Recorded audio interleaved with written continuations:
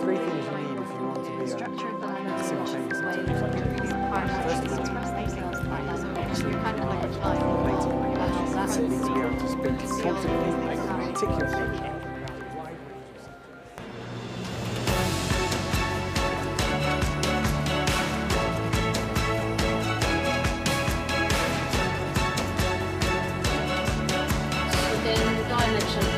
Sie haben ja auch gesagt, am Ende of the state.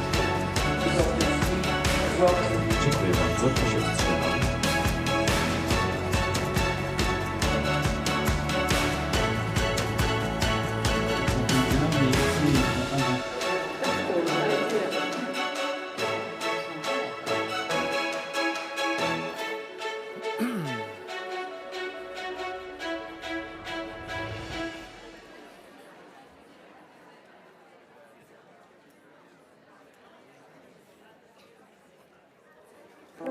Three things you need if you want to be a simultaneous interpreter. First of all, you need to be able to speak confidently, articulately.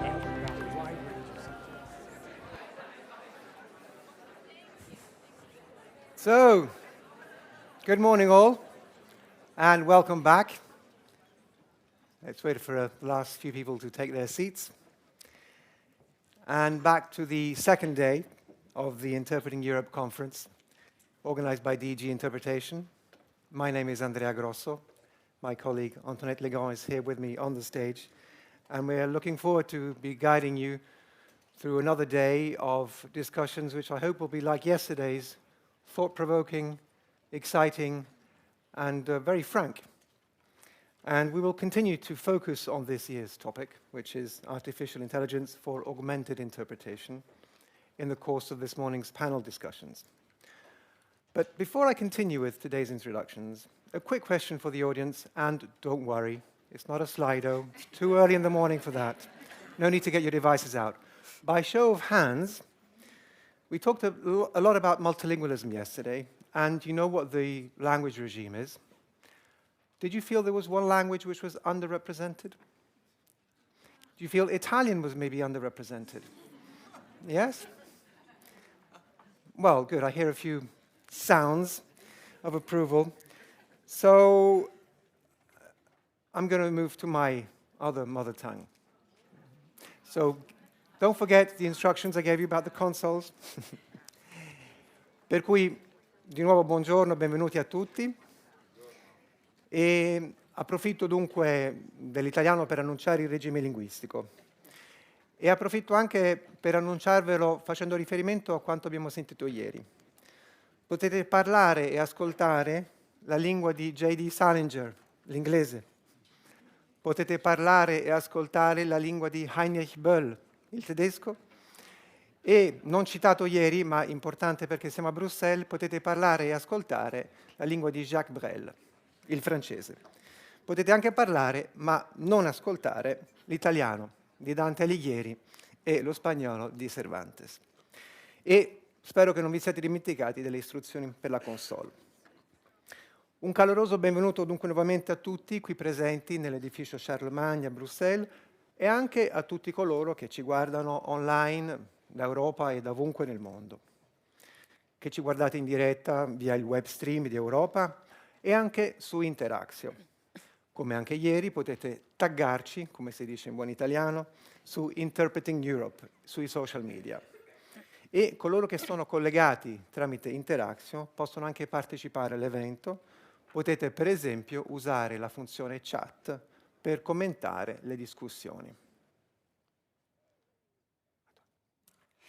Et à présent, dans la belle langue de Jacques Brel, mesdames et messieurs, notre conférence continue avec cette fois un panel de discussion qui sera consacré à l'IA, pour changer, me direz-vous. Hier, lors de la table ronde et des discussions avec nos différents invités, nous avons d'abord tenté d'identifier la place de l'IA dans le monde de l'interprétation et son potentiel pour augmenter les capacités de l'interprète. Puis lors du débat contradictoire, les scores étaient extrêmement serrés, n'est-ce pas? Et nous avons entendu qu'il ne fallait jamais dire jamais. Mais il y a aussi eu des mises en garde. Et justement, cette question des limites de l'IA, elle sera au cœur du panel de discussion que nous vous proposons à présent. C'est Ivana Engel Quiroz, qui est Knowledge Management Officer à la DG Interprétation, qui assurera la modération de ce panel de discussion.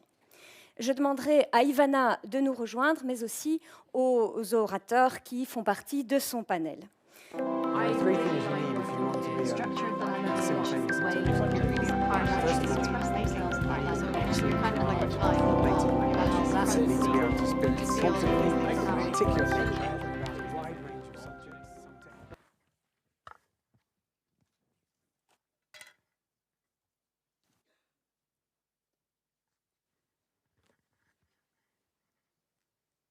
Hello, everybody. Good morning.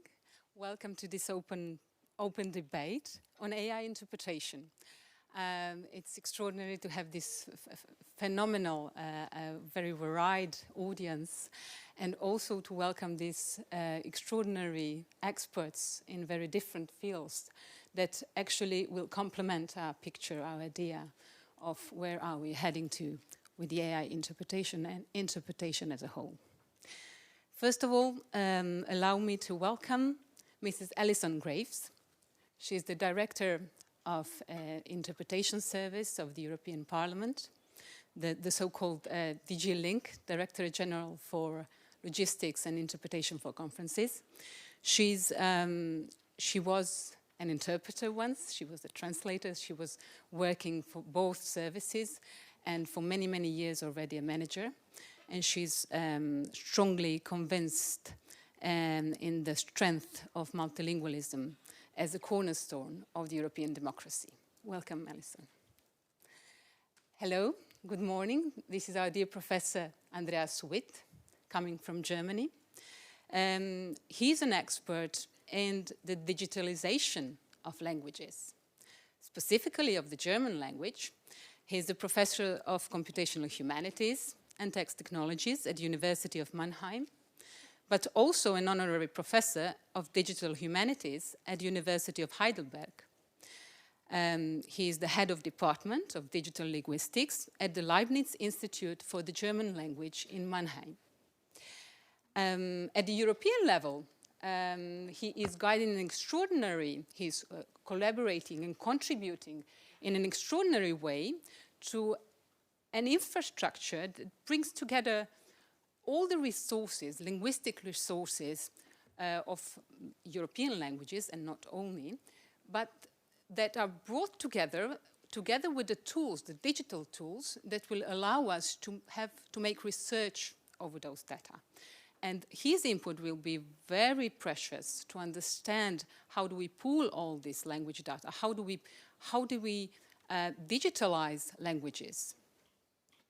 Welcome, Andreas. The third guest is a professor, a philosopher, Mrs. Judith Simon, also coming from Germany. She is teaching, she is teaching at the University of Hamburg, and she's the professor for ethics in information technologies. She is particularly interested in ethical, epistemological and political questions arising in the context of digital technologies, and particularly studying thoroughly the aspects of ethics in artificial technology. She's also the vice chair of the German Ethics Council, and this is a topic we will touch upon during our debate. So why do we have those ethics councils? Why do they need to exist? And she's also the spokesperson, she was the spokesperson for an important opinion entitled Humans and Machines, Challenges of Artificial Intelligence. Recently, she co-authored a paper, so a research paper, of the German Academy of Sciences, Leopoldina, on generative AI. Welcome, Judith. Last but not least, we have our fourth component of this beautiful mosaic of experts we have, Mr. Professor Claudio Fantinuoli, who is actually the professor and researcher at the University of Mainz, but also the Chief Technology Officer of KUDO. So he will be representing the industry, actually the implementation, the delivery of AI interpretation, and also somehow the computer-assisted interpreting, because he's the founder of Interpret Bank. He is a strong believer in the artificial intelligence potential to support human interpreters, but also to translate speech automatically. Each of our panelists will bring a unique expertise and insight to the discussion. And let's start with the first question, which will help us to scan a bit the situation.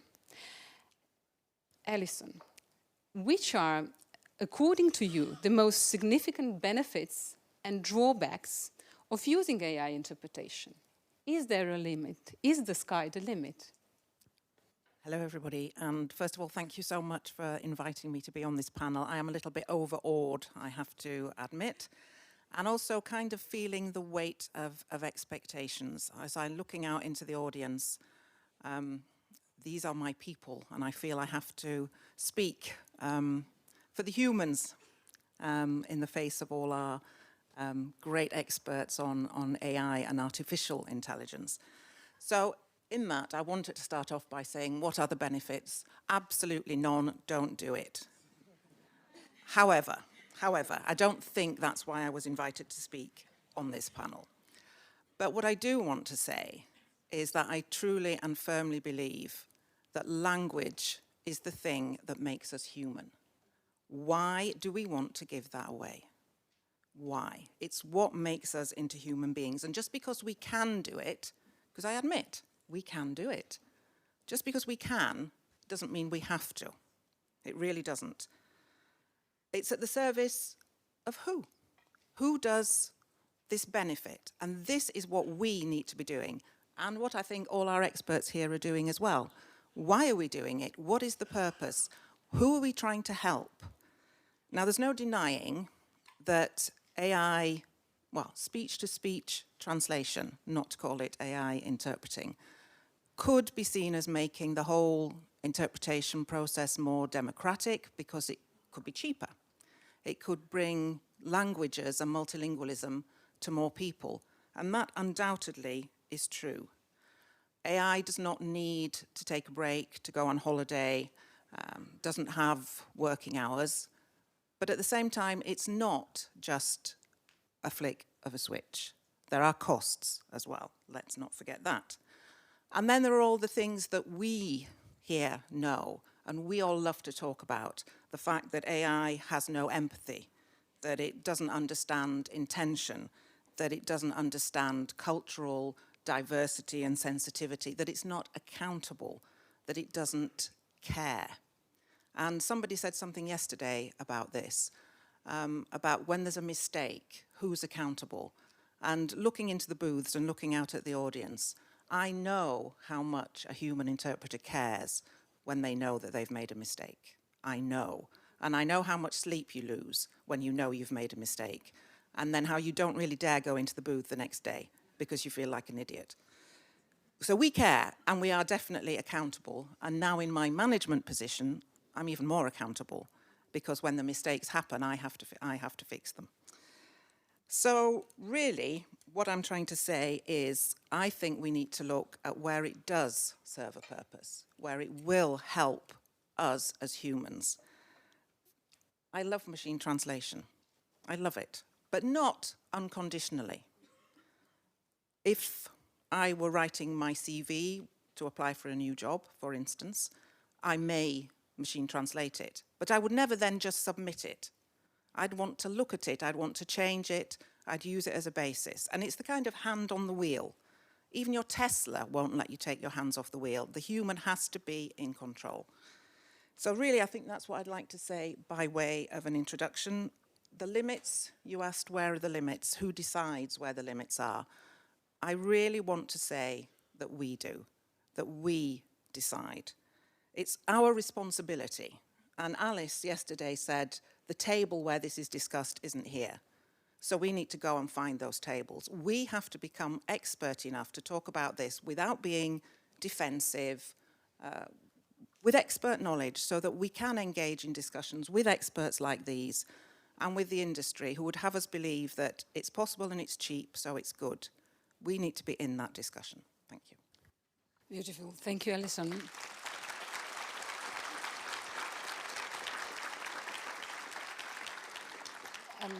A beautiful statement on the power of humans over AI. Thank you very much. Let's hear what Professor Andreas Witt thinks about it. Ja, und ich komme vom Leibniz-Institut für deutsche Sprache und deshalb spreche ich natürlich auch Deutsch hier. Das ist eine schöne Gelegenheit. Dankeschön. Wir sehen eine ganze Reihe von Herausforderungen, wir sehen aber auch eine ganze Reihe von Chancen. Ich möchte beide Punkte hier erwähnen. Wir haben gestern Herrn Schmidhuber gehört, der so eine ganz technikzentrierte Sicht an den Tag gelegt hat und der gesagt hat, dass wir in wenigen Monaten oder zumindest Jahren so weit sind, dass wir alles in alle Sprachen übersetzen werden können, maschinell. Ich teile diese Sicht bis zu einem gewissen Grad, natürlich nicht mit den Monaten, also ich glaube, das war auch ein bisschen provokativ und ich glaube auch nicht, dass das alle Sprachen betrifft, aber ich bin mir ziemlich sicher, dass wir in 10 Jahren oder so alle europäischen offiziellen Sprachen in alle europäischen offiziellen Sprachen nahtlos gesprochen und geschrieben übersetzen können werden und wir werden ungefähr so gut sein, wie wir Menschen sind. Das ist eine Herausforderung. Und das bringt jetzt 2 Punkte mit sich. Zum einen ein Punkt, der eine Freude ist. Denn wir haben endlich eine Gleichberechtigung dieser Sprachen. Wir können von Litauisch ins Maltesisch übersetzen, ohne Probleme. Wir können alle Sprachen, die vorhanden sind, tatsächlich alle nutzen. Das ist eine ganz, ganz große Chance. Ich bin hier auch in einer europäischen Föderation, die European Federation of National Institutions for Language. Das ist sozusagen die Spracheninstitute, die in Europa existieren. Und wir haben uns als Aufgabe gestellt, dass wir die Sprachlandschaft Europas pflegen und eine Gleichberechtigung zwischen diesen Sprachen herstellen möchten. Und das ist möglich durch maschinelle Übersetzung. Aber, und das ist das große Aber, ich sehe auch eine sehr große Gefahr. Auf der Seite der Politik stehen Cost-Cutting, Sparpotenziale immer im Vordergrund. Und wenn jetzt die Politik auf die Idee kommt und sagt, ja, wir können ja jetzt alle Sprachen in alle Sprachen maschinell übersetzen, wir brauchen keine menschliche Intervention mehr, wir benötigen all diese menschlichen Verantwortlichkeiten nicht mehr, gebt den Leuten einfach eine Maschine, dann haben wir ein ganz großes Problem. Verantwortlichkeit ist eins und verschiedene andere Formen der Gleichberechtigung sind andere. Das ist sozusagen mein Statement.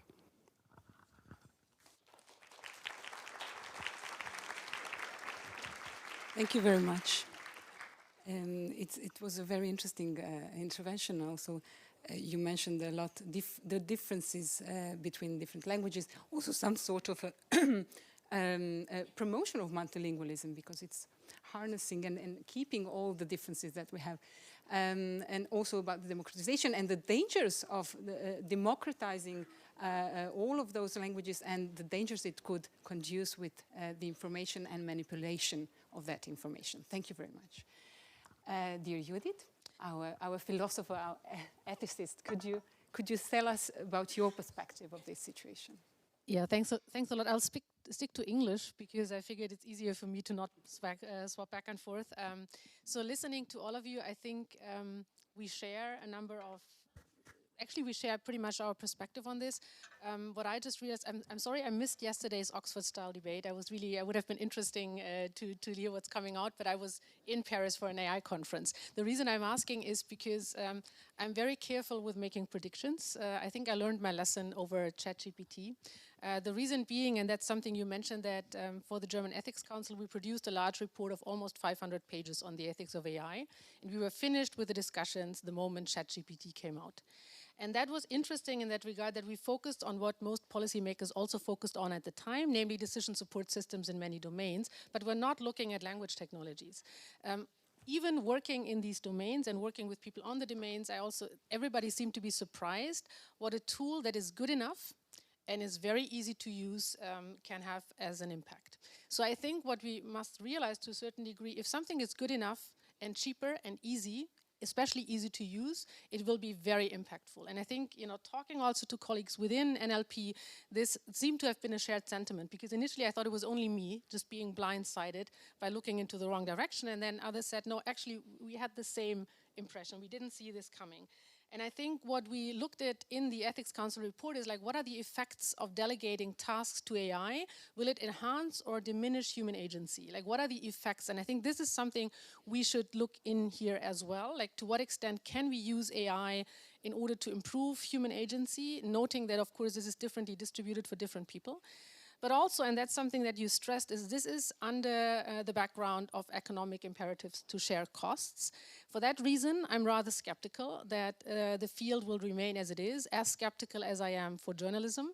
I think the role of both interpreters will change similarly to journalists, in that it will be a lot on vetting content afterwards. It will be a lot on maybe having, but this also amounts to maybe having only 1/10 of the people, right? Because the process is much faster, and then you just need those for the proofreading. And what I'm really wondering also as an educator in university is, how much training do you need in order to do this task at the very end? Because we also discuss about, to what extent do we still need to do writing and reading in universities if we can delegate both the reading and the writing and the coding to code and would only do the fact checking. But how good are you in that if you're missing the experience of going and doing this over time? So this is something that really not worries me, but interests me, what it will mean. And I think with this, I'll hand over to you. Thank you, Judith. We will speed up a little bit. We have a lot of questions for you. Claudio?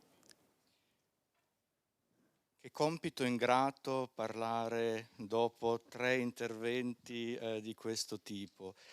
Fatemi dire innanzitutto che le prospettive dell'interpretazione automatica mi permetteranno di parlare in italiano come faccio oggi, in una situazione eccezionale per me, la possibilità di parlare in italiano in un contesto al di fuori di un Parlamento che può supportare un servizio del genere, ovvero l'AI, l'interpretazione automatica, la speech translation, come la vogliamo chiamare, permetterà a tutti noi, in contesti molto diversificati, di parlare e di ascoltare la propria lingua. E questo è qualcosa di abbastanza evidente.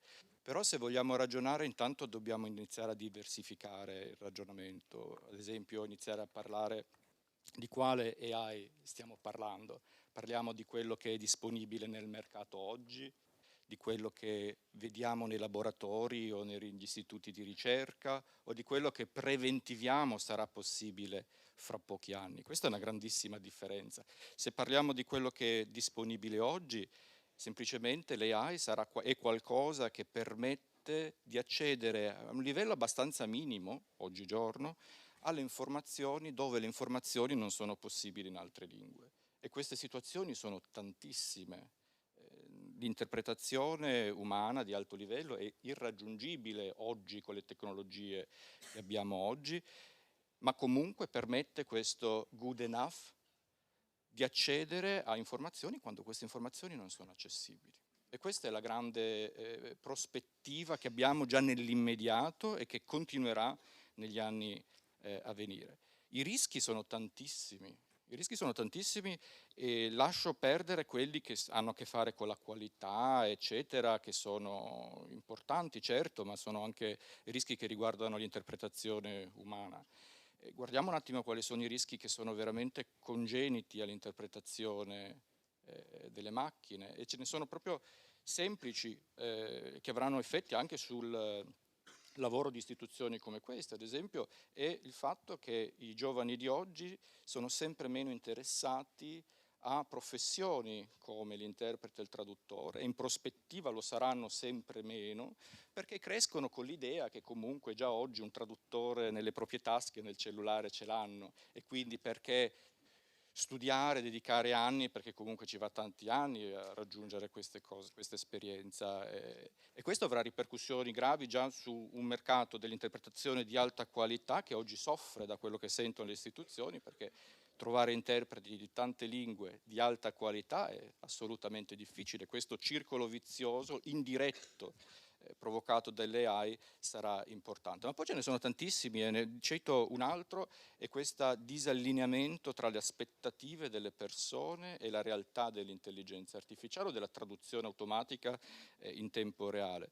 Immaginare, ad esempio, che sia possibile tradurre tutto e sempre. Noi sappiamo benissimo che non è possibile, tant'è che tradurre tantissime cose in maniera linguistica, chiamiamola un pochino così, in maniera un po' semplice, non permette assolutamente di accedere a informazioni che richiederebbero una mediazione culturale, eccetera, che è impossibile fare anche con l'interpretazione umana in simultanea. Pensate a cose completamente culturalmente diverse rispetto a quello che è la nostra conoscenza, il gap di conoscenze, cioè si creerà l'illusione che tutto sia accessibile, invece di creare più comprensione si potrà creare più incomprensione, che è una cosa che non spesso viene sottolineato. È un elenco di cose un po' casuali, ma ce ne sarebbero tantissime da dire, si potrebbe riempire un'intera giornata. Tutte cose interessantissime. Mi è piaciuto molto il fatto che ha parlato dell'espansione di questo servizio, di questa possibilità di avere l'interpretazione in varie occasioni, anche in quelle dove normalmente prima non ce l'avevamo, quindi dove serve una comunicazione che è solamente fit for purpose. I will switch to English now, forgive me. So, a very, very interesting stance you have, very different ones. I will start with the first question that has already been mentioned yesterday. The audience is looking forward to this discussion about the bias of the AI interpretation, but not only. I would like Alison to tell me a little bit more about the bias of interpreters, human interpreters, in comparison to the bias of the machines. Okay, thank you. Humans are biased. Therefore, machines are biased because we created them. So that's where we have to start from. And the bias perpetuates itself. We live in a society, we talk to like-minded people, our social media feed gives us what we want. We perpetuate our own bias, but so does the machine. The machine learns and continues to learn and actually ends up learning from itself because so much content is now AI created that the training data becomes AI created. So we're all perpetuating our own biases. But maybe the difference is that as humans, we are aware that we're biased. And certainly those of us who live with our Gen Z offspring are reminded that we are biased on an hourly basis. What happens, though, in interpreting and in conference interpreting in a setting like this, in a political setting, is that the audience is aware of what they are listening to. And the audience is aware when something's not quite right, when an interpretation doesn't sound like what they're expecting it to sound like. And I've had comments from members of parliament saying that interpreter is biased. He has a different political opinion and I can hear his political opinion, which is not good. But I know who it is.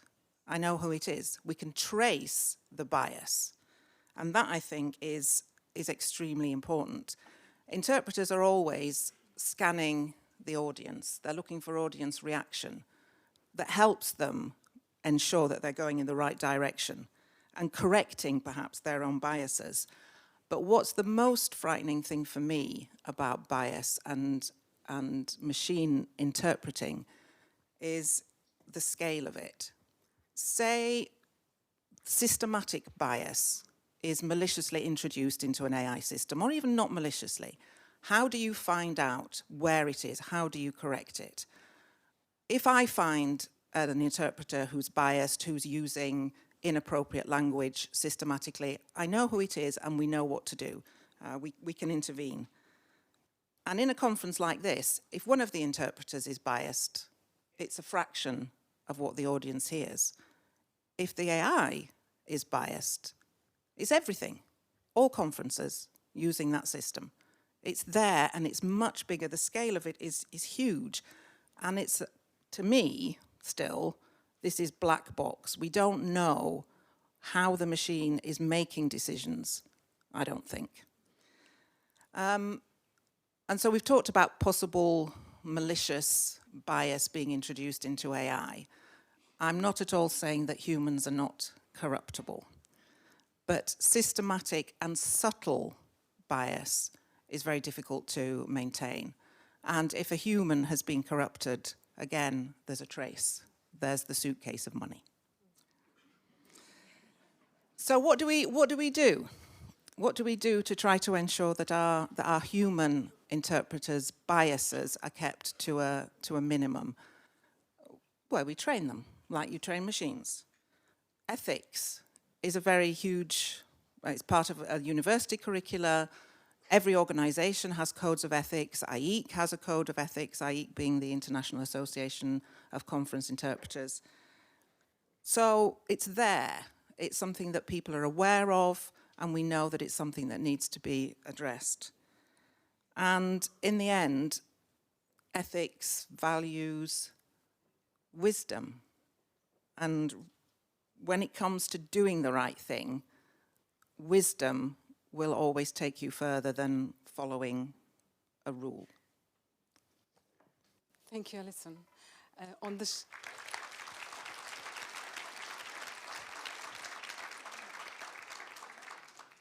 Professor Witt, Andrea. Ja, The risks. wir haben einerseits vor allen Dingen die Risiken, aber vielleicht gucken wir uns auch mal die klassischen Situationen des Bias an. Wir haben den Bias in Menschen, wie eben gesagt, und auch in Maschinen. Der Bias in Menschen ist in einzelnen Personen und man kann diesen Bias versuchen herauszubekommen, zum Beispiel durch Training, aber auch durch Sanktionen. Wenn bestimmte Termini, bestimmte Herangehensweisen verwendet werden, dann wird es wahrscheinlich auch Sanktionen geben. Das gibt aber viele Bereiche, die so im grauen Bereich sind. Ich möchte ein Beispiel geben. Wir hatten gestern den Preis für die Preisträgerinnen des Übersetzungsnachwuchses gesehen. Und in den Übersetzungen, es waren 3 Preisträgerinnen, und da wurde jetzt bei den Übersetzungen ein Punkt angesprochen, war bemerkbar, der in vielen europäischen Sprachen diskutiert wird, nämlich wie man geschlechtsneutral oder geschlechtsspezifisch adressieren kann. Und wenn wir jetzt nur einen Preisträgerinnenpreis definiert hätten, dann würde der Eindruck entstehen, das wäre ein Preis, der nur für Frauen genannt worden wäre. Wenn wir jetzt allerdings ein generisches Maskulinum, wie das im Deutschen heißt, verwendet hätten, wäre das auch nicht adäquat gewesen. Das heißt, man hat in gewisser Weise Möglichkeiten, die die Übersetzerinnen und Übersetzer möglich machen und wo man auch dann wahrscheinlich relativ schnell entscheiden muss und wo man sicherlich einen Bias hat. Bei Maschinen ist es einerseits so, dass das Trainingsmaterial entscheidet, das ist ein Punkt, aber viel stärker, und das hat man gesehen, gerade nach der Veröffentlichung für ein ChatGPT zur breiteren Öffentlichkeit, da haben sehr viele Leute versucht zu suchen, ja, hier gibt es komische Sachen, hier gibt es komische Bemerkungen, hier gibt es vielleicht auch ein Bias, hier gibt es auch eine ethisch problematische Formulierung. Und ChatGPT hat relativ schnell, oder OpenAI hat relativ schnell darauf reagiert und hat die Sachen sofort wieder korrigiert. Das heißt, es gibt nicht nur das Trainingsmaterial, sondern es gibt die Möglichkeit, diese Daten dann entsprechend aufzubereiten und herauszufiltern, welche der vielen Möglichkeiten der Formulierungen genutzt werden und am Ende entschieden werden. Und das kann jetzt dazu führen, und das wird dazu führen, dass der Bias von Maschinen nicht mehr nur von den entsprechenden Trainingsdaten und einer Person abhängig ist, die diese Trainingsdaten auswählt und die Generierung von Antworten beeinflusst, sondern es wird wahrscheinlich Kommissionen geben, Ethikkommissionen geben, die darüber entscheiden, welche Übersetzungen wie angemessen sind in einer bestimmten Zeit. Ist das gut oder nicht, möchte ich hier jetzt nicht bewerten. Es geht sicherlich was Individuelles verloren. Andererseits ist wahrscheinlich die Welt besser, wenn mehr als eine Person drauf guckt. Man nimmt ein paar Zufälle weg. Das ist einerseits natürlich tragisch, weil wir die Sprache eben auch diese Dynamik der Sprache ein bisschen verlieren. Auf der anderen Seite haben wir vielleicht auch einen Vorteil davon und das wird die Tendenz sein, die wir sehen werden. Thank you very much. Judith, Andreas has mentioned the councils, the ethical councils. You're a member of one of those. Could you tell us which are the strategies that those councils use to mitigate this risk? So, oh, this was loud, sorry. So maybe, so on the one hand, let me start maybe something first on the bias and then on the ethics council, if you may, because I think bias is a very contentious and a difficult term, and I think we really must be careful on what we mean by that. In the context of decision support systems, it's a bit clearer because it's usually meant that you have systematic differential treatment of groups which is unjustified. Okay, so if, for instance, you would, let's say, for credit ratings, give women no credit but men, this is quite easily measurable. But you need to define which are the categories or groups that you even want to investigate whether there's a differential treatment. So just I'm saying that because it is much harder to see what exactly do we mean by bias in language models. Like what is it that we want to be presented and what do we want it to be corrected? And I think what people are discussing very often is actually about harmful content, which may not often be always be biased. So what I'm trying to say is we must be very clear about what actually is the problem that we're trying to target in order to identify which are the mechanisms in order to counter this. And of course, you can basically check on the level of their training data. So for instance, which data are better represented in language corpora. So the more data you have, maybe the better the translation is. So this is a type of bias, but it's very different from, let's say, gender bias. And what you can also find, for instance, if you do translation, retranslation from languages which have gender-specific words, such as, you know, in German, you would have Krankenschwester and doctor. And if you translate it in English and back, it will be swapped very often. So if you use language models, they reinforce stereotypical views about whether you have more female or male nurses. So you have bias in it, but you have also harmful content, and what you can do about it depends a bit on what exactly it is you want to do. Coming to the Ethics Council, so the German Ethics Council is not an entity that basically gives feedback on how to mitigate bias, but rather to advise Parliament and government and what to think about when they want to regulate AI. So this is basically the level on which we're discussing. When I'm chairing the ethics committee at the Department of Informatics, that is very different than ethics committee because we're looking into the methods of what people are doing and say, is the type of research that you're doing harmful, right? Or are you treating informed consent? So the level of what you can do is very different on the type of entity you have. There are also different ethics committees targeting, let's say, engineers and saying what are the things you should think about when you're designing software. But talking about bias and fairness metrics is really hard because even beyond technology, we all know that we have very different understandings of what fairness is. They differ between different contexts. It's very contested between different people. So we actually are talking about political decisions, ethical, but also political decisions that need to be taken when you're designing software, but they are hidden in code. So what we need to talk about first and foremost is how to make this open and debatable and contestable, and to recognize that these decisions are at the same time technical as they are ethical and political. And you can't delegate this all to computer scientists, but they also have the necessary technical expertise to do it. So opening this all up, I think, is important. Thank you.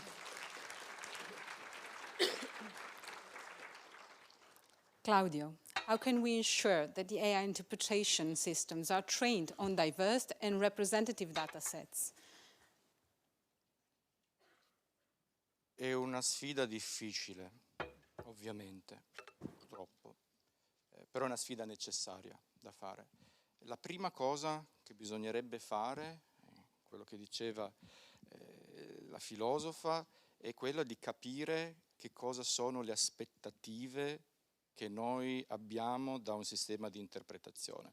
È facile parlare di bias, ne conosciamo alcuni evidenti, quello di genere ad esempio, però se vai poi nel dettaglio diventa difficile scientificamente proprio misurare e capire prima dove li trovi questi bias e poi cosa veramente tu vuoi. La seconda cosa ancora si ricollega a quanto detto poc'anzi, è che questi sistemi hanno un'impronta internazionale, per così dire. Un sistema di intelligenza artificiale creato negli Stati Uniti viene poi probabilmente anche utilizzato dall'altra parte del mondo. E un sistema viene realizzato seguendo dei principi anche per combattere i bias che sono quelli dettati dalla cultura, dalla politica eccetera, ad esempio degli Stati Uniti, e sono molto diversi rispetto a quelli in Europa ad esempio, ma lo stesso sistema sarà quello che verrà utilizzato, quindi c'è una, se vogliamo, anche il rischio di una diffusione del concetto di cosa pensiamo sia giusto eliminare di bias o come un sistema deve essere utilizzato, che si trasporta da una cultura all'altra, dalla cultura dominante dal punto di vista tecnologico, che è la cultura che crea quel sistema, a un'altra cultura.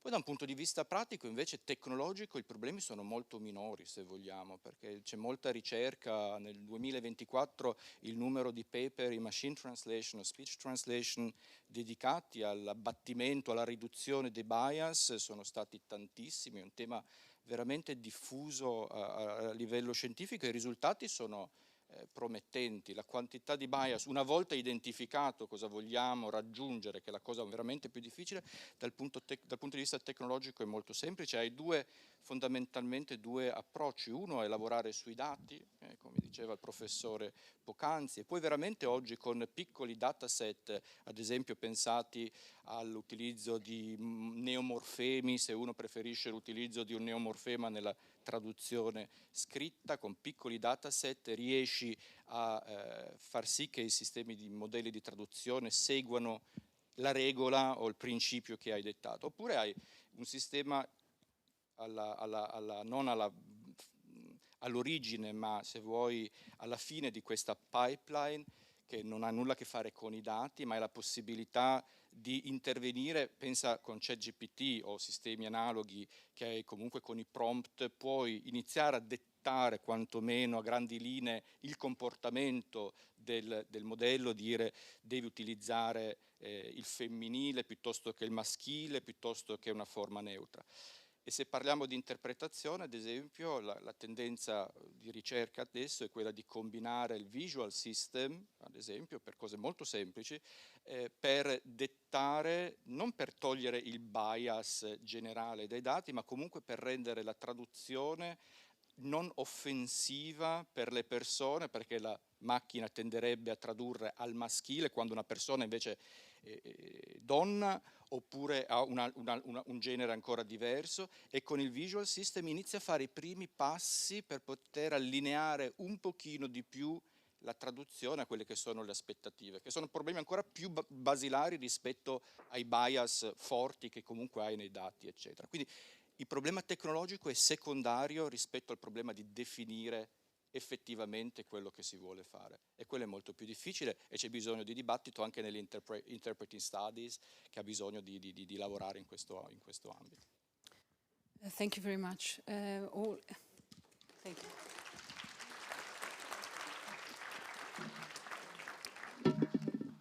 As the closing word by Alison, I would like you to tell us, we've heard about the councils, the regulatory bodies, we've heard about the buyers. Are we doing something in the institutions about this? What is the situation right now? We've heard about Germany, how organized they are in this sense. What are the institutions exactly doing in this sense? Okay, we are getting organised. There is the AI Act, which is from June 2024, so very new, but it's there, and it takes a risk-based approach from the unacceptable risks, which will be prohibited, down to minimal risk, and that's easily understandable. And my Gen AI summary of it told me exactly what was in it. But in the Parliament, which is the institution that I'm from, that obviously is the one I know the best, there is work being done, quite serious work on AI governance. at different levels. And the two main strands of it are the strategic alignment, and this is what you were saying, Claudio. What is it that we want? What are we trying to achieve? What's our objective? This strategic alignment with the values and the objectives of the institution. And also the fact that it has to be human-centric, so the fact that the humans have to be involved in this. So there's a governance board at most senior management level, which will take the strategic decisions. And then what we call, inexplicably, an inter-DG steering group. But this is actually really useful. It means that all departments are represented and everybody has a say. And I'm actually staring right now at our representative on that, our being DG Link's representative. Our voice is there. We have a say. We can be heard. So when people come and talk about instant translation, our representative has things to say. So there is that level, and then there is a centre of competence, which is where all the technical skills will be focused. But one key part of this is AI literacy for all.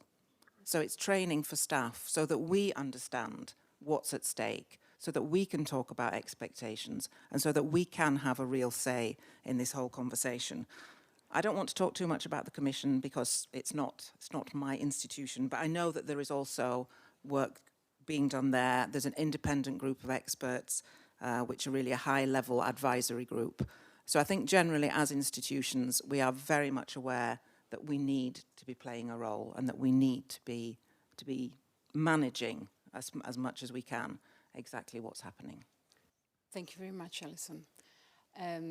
We have to...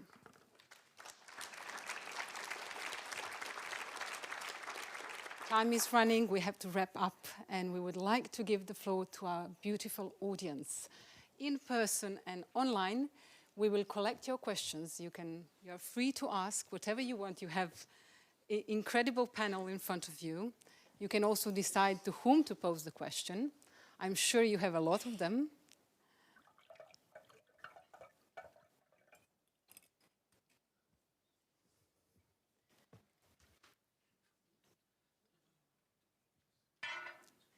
Yes, hello. Shall I use this microphone? Yeah. Okay. Good morning, everyone. I am Eric Bouwelink. I am the owner of the interpreting agency Master Voice. I've been a conference interpreter and consultant interpreter for the past 35 years, so most of my life was dedicated to conference interpreting. And we now see this change in the market where clients actually ask us, because they are educated as well, they know that AI is around, and they ask us, what can AI do for us today? And in case of doubt, I always tell them, if you want to have an absolute guarantee that your message is being completely and faithfully and reliably reproduced, then go for human interpretation. But there are so many other scenarios. And let me share a piece of reality. As we speak here today, as we have this debate on AI, I think the perception is based on fear, doubt, and uncertainty. As we speak, there is a major convention and trade fair in Barcelona ongoing. I was there on Monday, and all the seminars are being translated with automated interpreting. Now, these people who are listening on, and these are the people who are actually at the top of the conference, multimedia and meeting technology, they're all there, they're all represented. They weren't ridiculing AI like we saw in the theatrical display yesterday afternoon in the Oxford debate. They were actually using it and also following the conversations and discussions. Now, I believe we need to change the narrative. It's not an opposition of human interpretation versus machine interpretation. They both have their value. And one of the most beautiful statements I've ever heard was from a man called Chomsky. Language is psycholinguistics. And Chomsky says that artificial intelligence is description by pure induction. And human intelligence is interpretation. He used the word interpretation. Interpretation by deduction. And these are two different worlds.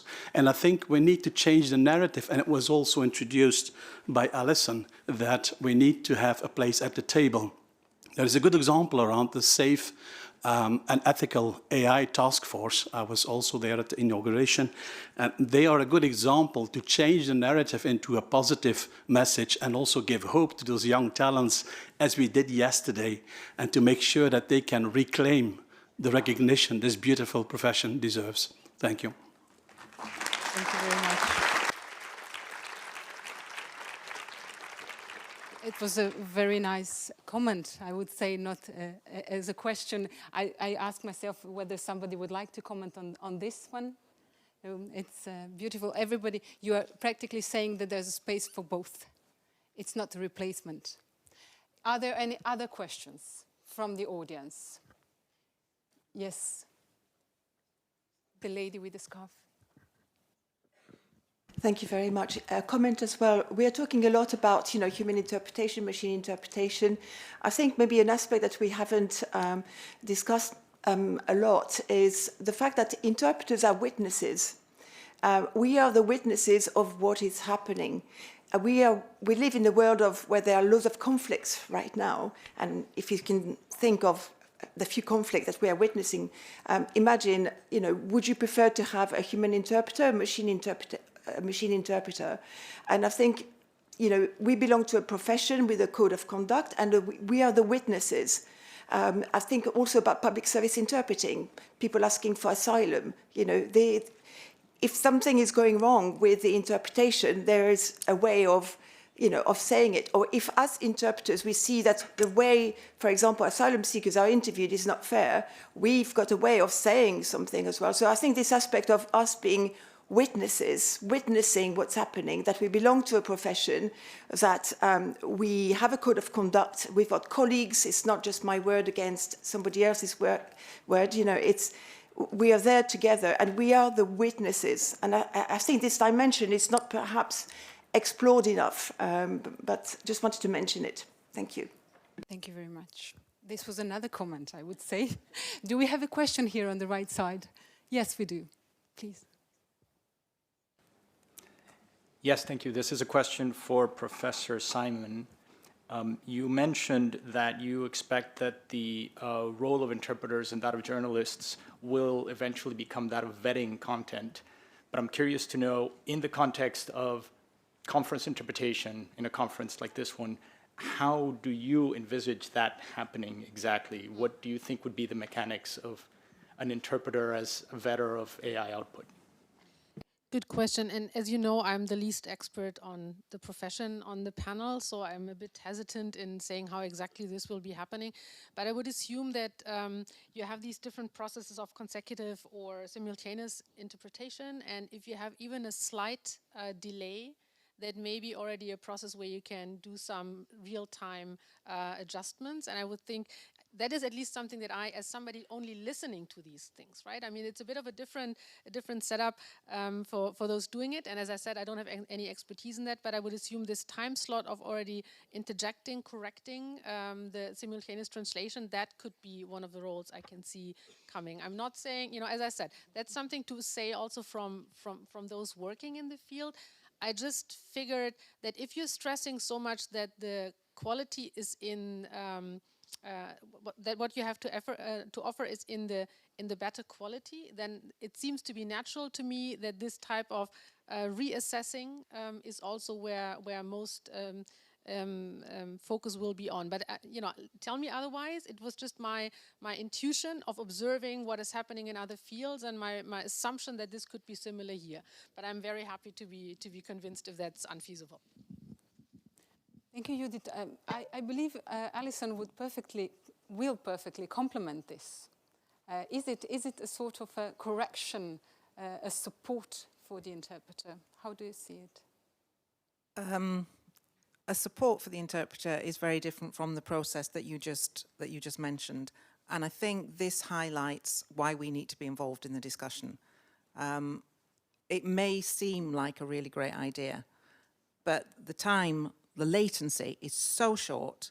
There is no way that the people, any person, can assess an AI output and instantly correct it within the very, very short latency. Because, I mean, this is live simultaneous interpreting. If the time lag is too long, the audience is lost. You don't have time, and this is my issue with speech-to-speech, instant, immediate translation, whatever we want to call it. A translator working with the written word can post-edit. You know, I can post-edit my CV, but this you can't post-edit. And this is why it's so tricky, and this is why it's a niche. And I admit, this is a niche, and particularly multilingual political interpreting is very niche. And maybe it will become even smaller, as other things maybe could be done in a different way. As you say, when the error occurs by the machine, and even if the interpreter is there, he intervenes. At the same time, another sentence is coming. There's no time for the correction. It's already late. The words have been said by the machine. Yes. First. Ja, es geht wieder ein bisschen in die Zukunftssachen und in die Möglichkeiten, die man sich vorstellen kann und die nicht so lange hin sind. Ja, natürlich können Menschen nicht eingreifen, ne? Das ist zu kurz. Aber es wird sicherlich die Situation geben, dass wir 2, 3, 4 verschiedene Übersetzungssysteme haben, die simultan im Hintergrund übersetzen und die dann, wenn immer Mismatches sind, Content-Mismatches sind, dann eingreifen und sagen, hier haben wir einen schwierigen Fall. Das ist sozusagen eine Alarmglocke, die aufleuchtet, wenn mehrere maschinelle Übersetzungen sind. Das kann passieren und das wäre natürlich auch in gewisser Weise ein Vorteil. Der Mensch muss dann irgendwie, und das wird eine ganz, ganz große Herausforderung und das wird das Berufsbild wahrscheinlich sehr verändern, dann an der Stelle auch eingreifen können. Dann gibt es vielleicht eine gewisse größere Verzögerung, aber dann muss jemand sagen, hier, das ist jetzt das, was wir jetzt nehmen. Denn es gibt ja Diskussionen, die sind extrem wichtig, die müssen korrekt übersetzt werden und da dürfen keine Missverständnisse auftreten. Das passiert eben auch in diesen Live-Übersetzungen. Aber da kann die Maschine, wenn mehrere moderne Systeme parallel laufen und Übersetzungschecks stattfinden, eingreifen. Das wird noch ein bisschen dauern. Thank you very much. Highly technological insight. I heard we have a question from Interactio, so from our online participants. Oui, tout à fait. Nous avons reçu des questions dans le chat d'Interaxio, ainsi que des commentaires. On ne pourra pas les lire de manière exhaustive, mais nous avons déjà sélectionné une question de Claudia Marsilli. Je vous la lis en anglais. Would you please suggest specific things we can do to make a client change their mind if they have decided to use AI instead of interpreters? I think of possible videos or sites where they can actually test or see the system at work before using it at a real event. But I would also like to add that in the chat, one of the answers has been provided, and it's also a way to pay tribute to AIC, the association that represents interpreters worldwide. And the post is from Michel Hoff, who says that AIC has developed guidance on how to talk to your clients about the use of AI-powered interpreting. And you will find it on the AI work streams in the LinkedIn page and also on the AIC site. But maybe you have other ideas. Yes, I believe Alison would be the best because we need to say, how do we argument why not going for the AI interpretation, why opting for human interpreters? Yeah, exactly. And I wanted to refer, in fact, to that AIC text because it's very interesting and I think very useful. But just, I'm not going to, there isn't one answer. But what we do need to do is work together and work with associations like AIC, like CUT, and develop our narrative. We need to understand what it is that we think so that we can explain it in a consistent and sensible and well-reasoned way that makes sense. So I think this is a task for all of us, and we should get to work on it. Definitely, yes. The framing of the interpretation service, what is fit for purpose, which type of meetings it would be advisable to opt for human interpreter and why, which are the reasons behind, and definitely it has to be a common approach by the association and industry as a whole. Thank you very much. Are there any other questions? Yes. Thank you. I just wanted to ask a question, essentially speaking to the industry in terms that they would understand, because of course all this is not just done for the, to make sure that everybody can speak their language, but I imagine to make money. And when it comes to translation, and we've heard from the panel that there might be a bit of confusion between actual translation and interpreting. When it comes to translation, machine translation is used for certain texts, but for other texts where the stakes are really high, then translators, human translators, have to be involved, and the machine translation has to be checked. So I can see how, in terms of interpreting, we're going to end up in the same situation. We're going to have meetings such as the institutional meetings where there are negotiations, the stakes are high, where we cannot take the risk. And then there are other meetings where the stakes are not so high, and where their multilingualism is, and the tools that exist today are actually good enough. But I wonder whether there is going to ever be a return on investment if you really want to replace human interpreters in the institutional context, because, as Alison said, it is such a niche area that you will probably never have enough use for it to be worth the investment, especially if you continue to use a technique that is very much reliant on actual machine translation. So equating interpreting with translation. So I wondered whether the industry had a say on that. I suppose this is a question for Claudio, representing the industry. It's a fair question, sorry, è una domanda giusta, pertinente. E la risposta che posso dare è che siamo semplicemente all'inizio di un processo, e anche le aziende, come lei dice giustamente, loro vogliono vendere, questo è il senso primo delle aziende, e ovviamente anche loro sono alla ricerca di un loro mercato.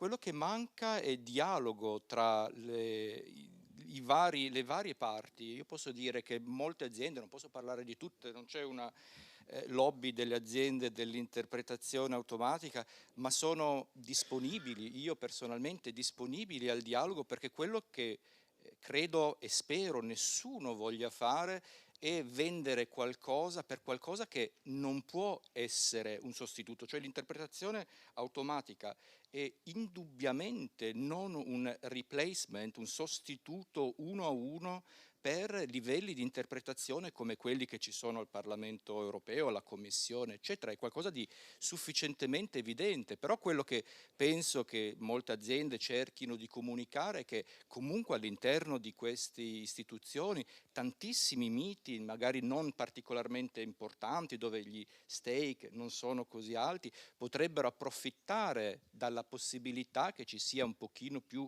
di accessibilità, perché in fin dei conti si tratta semplicemente di accessibilità, che sia per persone non udenti, non vedenti, eccetera, anche attraverso differenti lingue. C'è una mancanza di accessibilità che per sua natura i servizi di interpretazione umana non possono soddisfare al 100%, tant'è che oggi qua non è possibile per nessuno ascoltare una traduzione in sloveno, in croato, benché siano lingue equiparate a livello teorico all'interno delle istituzioni.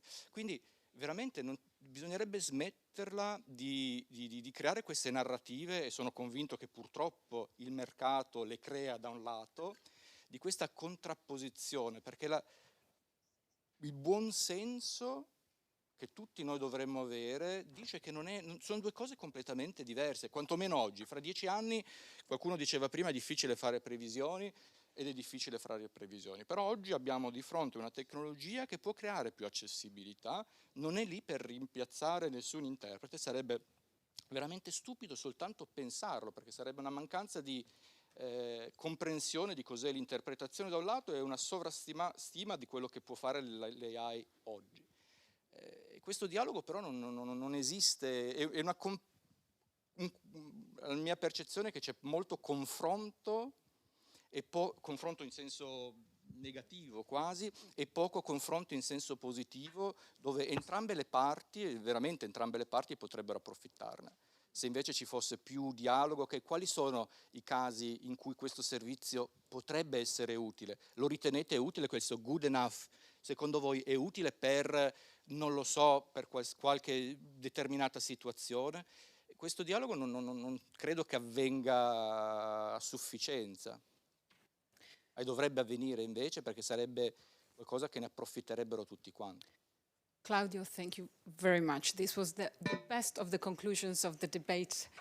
We've convinced the industry talking in favor of human interpreters keeping their space and enlarging the market with covering for those needs that were not satisfied before. Thank you very much. We will close this session. We are thankful for your time and your attention, for your questions, and we look forward to the continuation of the conference. Thank you very much, our panelists. Thank you.